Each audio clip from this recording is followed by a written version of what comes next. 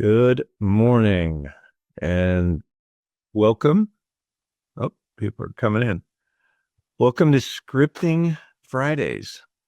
We do this every Friday at 8 a.m.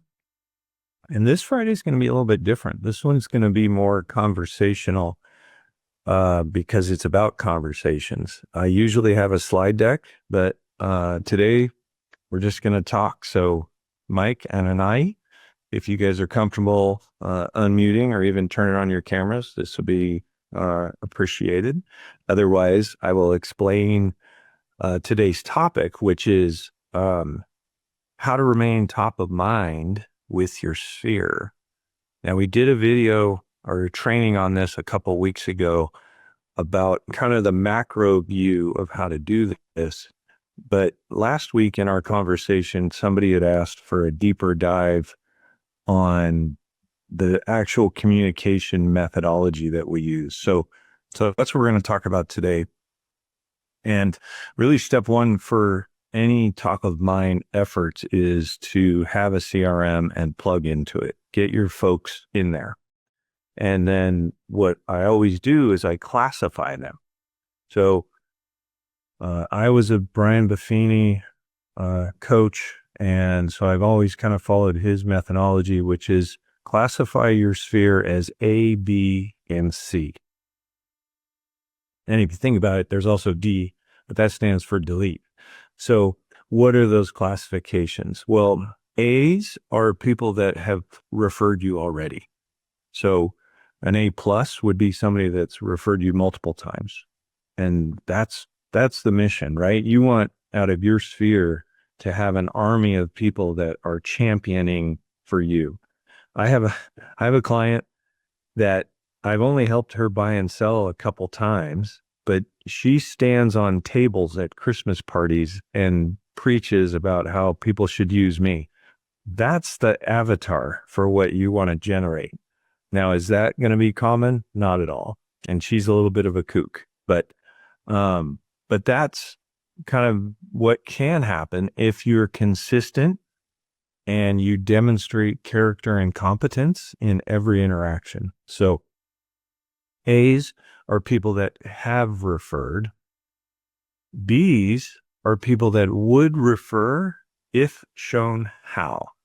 And that's a really critical piece of that, because if you think about it, the average person might be a huge fan of yours, but they really honestly don't know how to refer.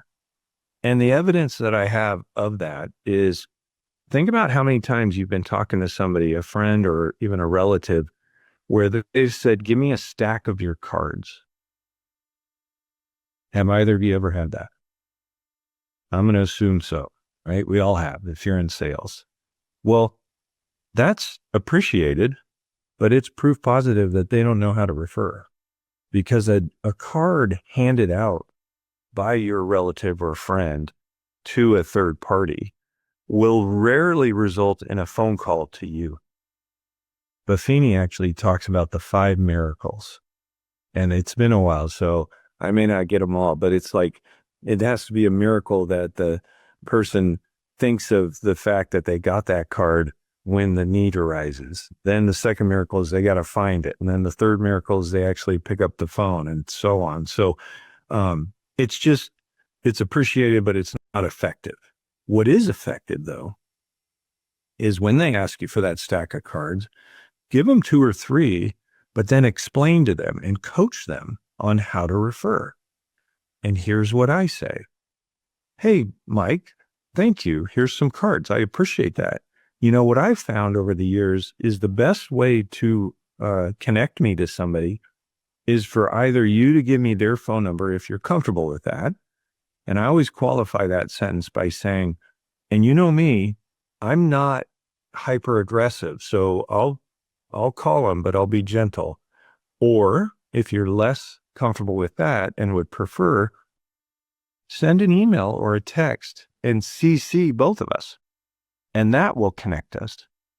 And then I can reply and communicate that way until they're comfortable giving me their number. Does that make sense? And people don't like saying no to, does that make sense? Because it makes them feel dumb, right? So they'll say, yeah, actually that does. But that's how you coach somebody in the B category, which is would refer if shown how, right? And then the other thing you want to remember is when those opportunities come up, put a note in your calendar to check back with the referrer in a couple days. Hey, you mentioned your coworker. Were you planning on sending a text or an email, or how did you want to connect us? Right? Because they'll say it in the moment, but they may not do anything. And you don't want to lose track of that, because that referral is somebody that has already brought up the topic of moving to your relative or your friend, right? Their coworker. And think about this for a second. Malcolm Gladwell, who's a social psychologist and author, wrote a book called The Tipping Point. And in that book, he said that the average person knows 212 people. So what's the probability when I'm making these phone calls that somebody's going to move? Pretty low, right? Or want to buy or sell. It's pretty low. But they know 212 people. That means I am one referral away from 44,900 people. Let me double check my math. That's a big number. Times 212, 44,944. Right? So if you know 212 people and you're successful at remaining top of mind with all 212, that means when their friends, which total almost 45,000 people, who are statistically more likely to move or buy or sell, when they raise their hand and say, hey, I'm getting married, I'm getting divorced, I've got a job change, whatever, your friend will say, you should call Allison or Mike, right? That's the key. That's why this methodology is so important. So let's keep going through the classification. So we have A and B. C are just people that we don't know yet. We haven't asked them the question of if they would refer you. And we're going to dig into the script that I use to ask that question, but that's it. A, B, and C. And I made a joke at the beginning that some of you that just arrived missed, which is D is the ones you have talked to that aren't going to refer. So that stands for delete, right? Because if somebody is a friend of mine and their spouse is a realtor, are they ever going to refer you? No. Does that mean you aren't friends anymore? Of course not. But am I going to spend a penny staying top of mind with them? No way. Right? So A, B, C, your sphere. And then we'll come back to the speech for asking the question, but let me just talk about the calling.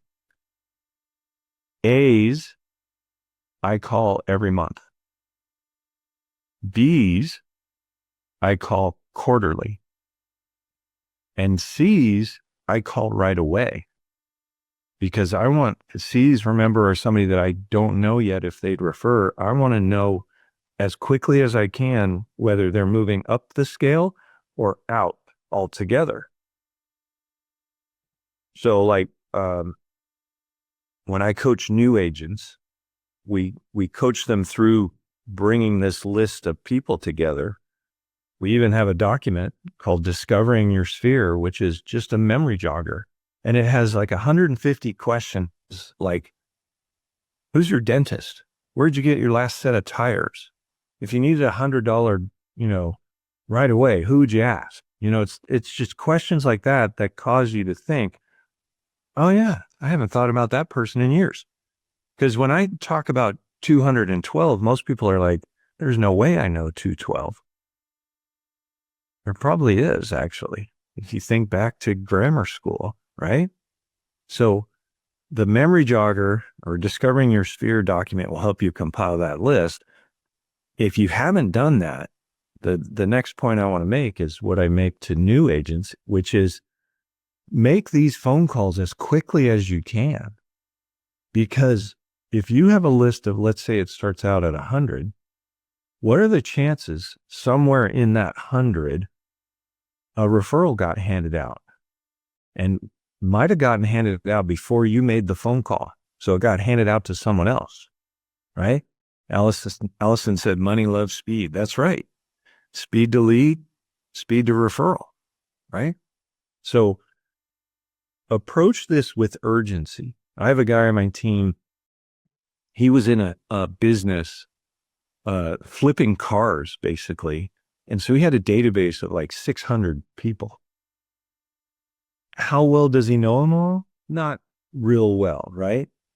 But I told him, you got to get through that list with urgency, because what's the probability, even with just 100, the probability is there's 2 or 3 referrals. So with 600, it's 10 or 12, right? So approach this with urgency, make these calls straight away if you haven't already done this. Now, most of you are more experienced, so let me frame it a little bit differently. If you haven't asked someone in your sphere recently, would they refer you? If you know somebody that was thinking about buying or selling, do you have a broker that you would refer them to? If you haven't asked that question, then you should approach this like you're starting out. And it's not hard. It's just a bunch of phone calls, right? So take whatever quantity is in your database, divide it by however many days you want to kind of make these calls over. You know, like the guy with 600, I said, you should plan to get through all those calls in 60 days. That's 10 calls a day. You could do that. That's totally doable, right? If I had 100 in my database, I'd try and do it in 5 days. I could make 20 calls in a day, right? So you decide for yourself what's the frequency and the volume of calls you're going to make, but you're going to call everybody and you're going to use this dialogue. It starts with, how have you been? It's been a while. We haven't talked since we played soccer together or went to church or whatever the connection is. How have you been? How's your family? How's life treating you? Reconnect. Remind them of how they know you. Make them feel comfortable that you're calling and it's a friendly call. And then at the end of the call, you want to segue into, what are you up to? Which causes them to say, what are you up to? And you can say, if they already knew you sold real estate, you can say, I'm still selling real estate. If they didn't, you can say, well, I got big news. I went and got a real estate license. And then here comes the script. In fact, let me ask you a question. If you were thinking about buying or selling a house or had a friend or a family member who was, do you have a real estate broker that you'd refer them to? Or a realtor that you'd refer them to? What am I asking? I'm not asking, are you thinking about buying or selling? I'm asking, do you have a name in your head already? Right? And if the answer is yes, I want it to be my name. When I ask that question, I get one of 3 answers every single time. The best one is, it's you, silly, right? The next best one is no, to which I'll come back to what I would say then, but I want it to be me, right? And then the last one is yes, and it's the gal that sold us our house, or Susie, wherever, Susie John L. Scott or Century 21. I don't know what she does, but here's what's unique about me. So I segue, if they have a name in their head, into my gold bricks. If you guys remember last 2 weeks, we've been talking about your value proposition, or what I call gold bricks. So I'll say what I would say, but you need to have your own, right? I don't know what she does, but here's what's unique about me. I actually have an off-market system, and I help people find properties before they hit the MLS or the internet. And I have a sell for free program for sellers. Do you see how that would help you get a good deal? That's my elevator pitch. And they're going to sound silly saying, no, I don't see how that could possibly get me a good deal, right? So they always say yes. And if they say yes, I say, would it be okay for me to stay in touch with you? Or would it be okay for me to add you to my client appreciation program? Ooh, what's that? And we're going to touch on this later, but we have events and we invite our clients in our sphere to those events, right? So that's the dialogue for if they have a name in their head. If they say no, it's basically your gold bricks again, but it leads with, well, I'd like to be that person. And here's why it's a good idea. I do this for buyers and I do this for sellers, right? So they're going to be more likely to want to stay in touch. Those gold bricks are also short enough that they'll remember them better, right? When they go to work next week and somebody says, I'm getting married and we both have houses, we need to sell one of them, they're going to go, oh, you should call my friend Allison. I can't remember what her program is, but I know she said she could sell houses for free, right? People remember that stuff. So whatever your gold brick is, polish it up and shorten it up so that you can say it in a way that's memorable for the person you're saying it to. Right? So that's the mayor campaign. If you were thinking about buying or selling or had a friend or a family member that was, I emphasize and I say a little bit louder friend or family member because I don't expect that they're in the mode of buying and selling, but I bet they know somebody who is, right? Or a friend or a family member that was. Do you have a realtor that you'd refer them to? It's the least intrusive. It's not salesy. People don't feel, molested by you. And like, think about how somebody feels when you go, hey, are you thinking about buying or selling? You made them feel like a number, but this doesn't do that. You're asking if there's a name in their head, right? So remember the steps. Get them into your CRM, classify them as A, B, and C, call all the C's right away and run the mayor campaign on them. And then get in the habit of calling your A's monthly and your B's quarterly. And always have a reason to call. It can be what the market is doing. Right now, I'm saying what rates are doing because the Fed meeting is in 2 weeks and rates have already started going down. That's great news, right? And I've got a lot of people in my sphere, leads that are buyers waiting for rates to go down. Well, good news. It's happened, right? It's all about having more conversations. So I'm giving you a framework with which to do that. Now, another topic that you can call them about is, hey, I'm having a client appreciation event and I wanted you to know about it and wanted to see if you could come. Great. What is it? And then explain your client appreciation event. You want to have a routine of doing them consistently. I know people that do them every month, and that's nuts to me. And I'll explain why. But if you can do them quarterly, that's realistic. If you never have done them, start with one and do it this year and next year, and then add a second one and do it another year and then add a third. So the events I do, we do a shred event in April around tax day. We do a 4th of July event and we do a Toys for Tots event. I've also done a back to school event is my 4th one, but I haven't been as consistent with that. Here's the thing I want you to remember, and you can Google these. What are good client appreciation events to throw? The key to any client appreciation event, and this is out of the book, 7 Levels of Communication. And the top of that pyramid is face-to-face, right? So an event is a great way to get face-to-face with multiple people. But here's a really key component of any event. Have a charity aspect to your event. Make admission to your event. Bring a can of food to get in, and we're going to donate all the food to the food bank, right? Or my Toys for Tots event. It's great around Christmas. Admission is a toy, right? So the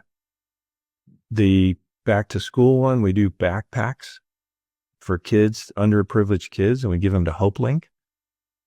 The Shred event, we donate a pound of food for every pound of paper. We've done pie events where we donate money, but we give out Costco pies around Thanksgiving. There's lots of things you can do, right? But if you tie in some sort of charity aspect, here's where the magic happens. The average person is a decent person, right? And they decided in January that 2025 was going to be the year that they tried to do more for their community.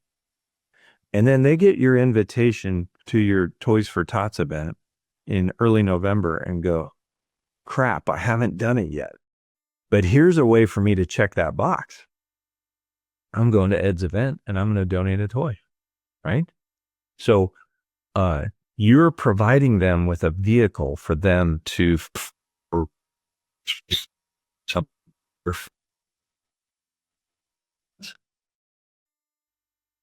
now my internet connection is unstable. That's great. Hopefully you guys can still hear me. There's a methodology that you want to follow. We have 17 touches leading up to our events and following our events. So we mix in a mixture of phone calls, emails, text messages, and a physical invitation, an invitation size envelope invitation that goes to them. And we talk to them leading up to the event, and then we talk to them after the event, whether they attended or not. So they hear from us a lot. And guess what? We stay top of mind that whole time. And we get referrals along the way. So if you're consistent about this, people will think of you. I've got a new listing coming on in September where I've just stayed in touch with them this way for 10 years. And when I talked to them about selling their house, they said the choice was obvious. There's no one else we would ever think of. Like, that's what you want to hear, right? So if you have a system, follow it. If you don't, create it. And that's what we're talking about right now. All right. The last piece I wanted to touch on is the social media part of it. People need to hear from you in a multitude of mediums, right? Phone calls, emails, handwritten personal notes, social media. So reach out to the people in your sphere. Engage with them. When they post something, comment on it. Don't just like stuff, comment. Oh my God, your daughter's graduation. How cool. Congratulations to Carly or whatever her name is, right? Hope you guys are well. That is going to train the algorithm to make your posting show up more on their feed. So you need to be proactive in reaching out to your sphere and past clients on social media. An advanced maneuver is create a Facebook group for your friends and past clients where you can promote new listings. You can allow people to share, hey, I've got this car I'm trying to sell. Do you know anybody? Or I need a babysitter. Be a community fixture and be the glue for your community, right? And if you want a quick hack, and then we'll open it up to questions, there's a website called Nowsite, NOWSITE.com, I think, or .ai, but it's an AI tool.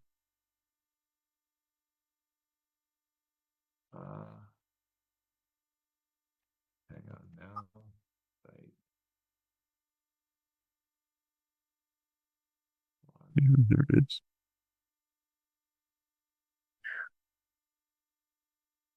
It's now.site. I'll put it in the chat. This is an AI tool that can help you interact with your sphere. But it's a paid site.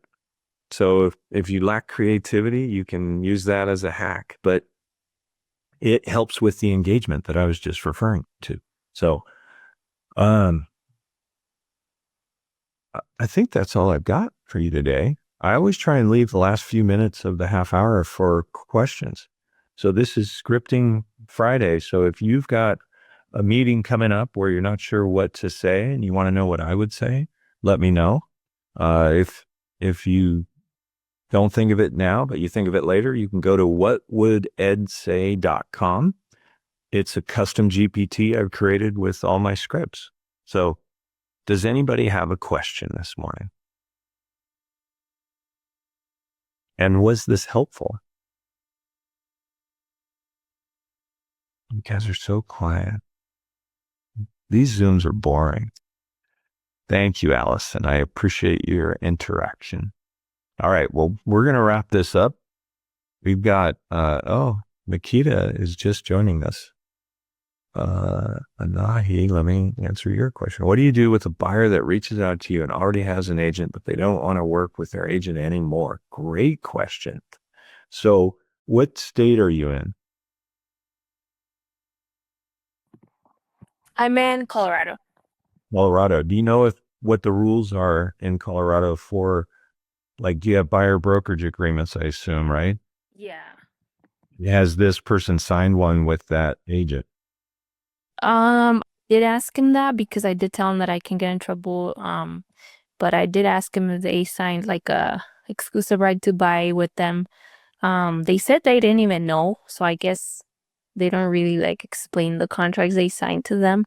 And I've gotten two of them, and they've told me that the contract says that they're gonna charge them if they cancel with them.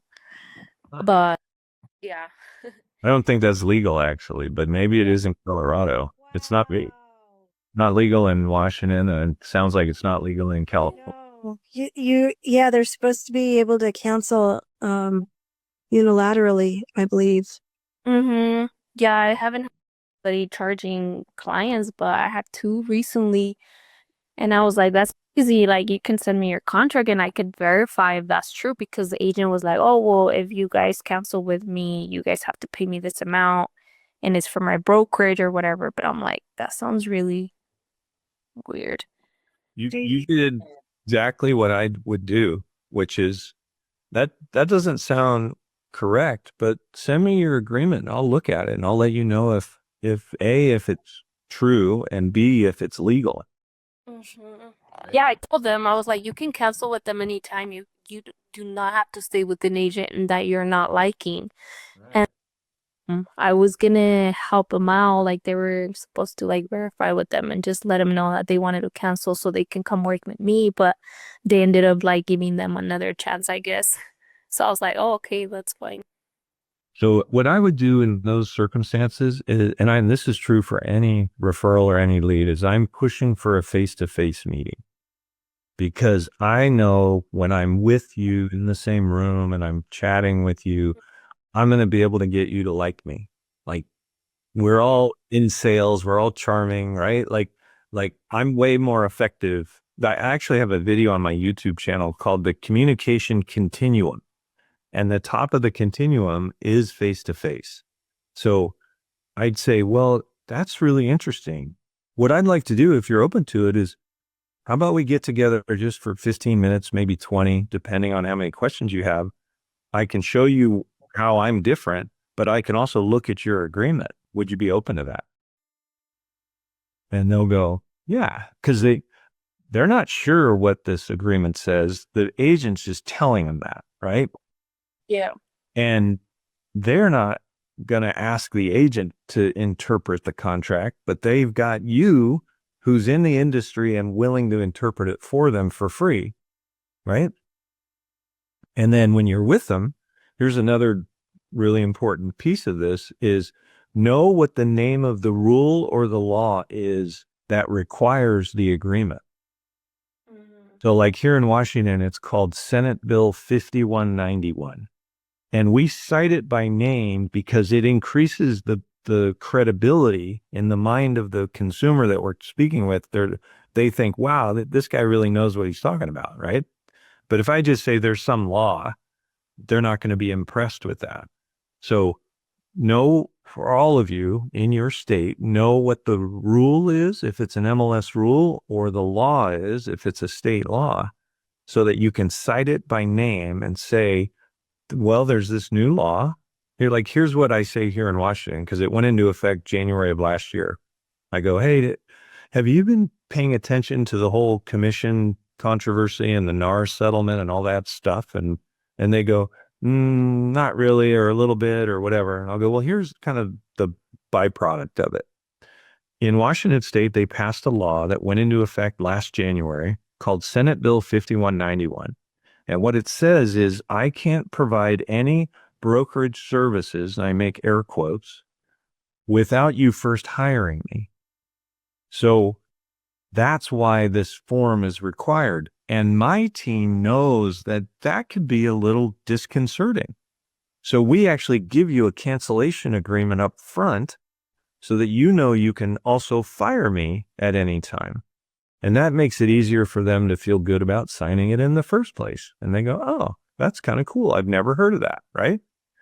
And the funniest part of all of this, as Allison pointed out, in our state as well, it's unilaterally cancelable. What that means is either party could fire the other party at any time, but it doesn't have termination language in it. So all I've done is made my own little separate one-page thing that says you can fire me at any time. And then I'll make a joke. I'll go, but please don't fire me. This is how I feed my kids. And they laugh. But the best part about that, and if you want to go to theagentcollective.com, you can watch my VIP buyer presentation. And the best part of that form is the first thing I have them sign, and it gets the pen in their hand, which then makes it easier to get them to sign the rest. Does that make sense? But your first step is get with them face to face so that they can fall in love with you, and do it by offering to review this agreement and see if you can help them get out of it. Oh, okay, perfect. Yeah. Thank you. Yeah. And if you need to, check with your broker of record, if once you get a copy of it, if you meet with them at a Starbucks, let's say, ask them if you read it and you can tell that the guy's full of crap, just say that, right? But if you can't, or you're not sure, ask them, is it okay if I just shoot a picture of this so that I can show it to my broker and just make sure that you're not on the hook for anything, right? Autumn just put the link into the buyer presentation section of the site. So if you guys want to watch that, I think we had 4 or 5 of us. We all did our version, and then you can take the parts you like and create your own. And Makita, thank you for joining us, but we started at 8 a.m. Pacific, so you missed most of it, and I'm sorry. Sorry about that. No I just went to the station right before this. I just came back. No worries, man. I'm glad you were able to join us. It was recorded, so you can watch it later, but we covered staying top of mind with your sphere and past clients. So with that, I will wish you guys all a wonderful day and weekend. I hope it's super productive. And don't forget, you can go to whatwouldEdsay.com if you want to get a script outside of this half hour. Okay? Take care, everybody. Thank you. Have a good one. Bye-bye. You So much. You bet. Have a great day. If you'd like more information or to get connected to the Agent Power Huddle, join our free Facebook group. This call was designed for the agents in our EXP organization, but open to any agent from any brokerage. If you're a guest and you're interested in learning more about EXP or our specific resources within the Agent Collective, reach out to the person who invited you to this call to get more info. Produced by the Agent Collective Media Network.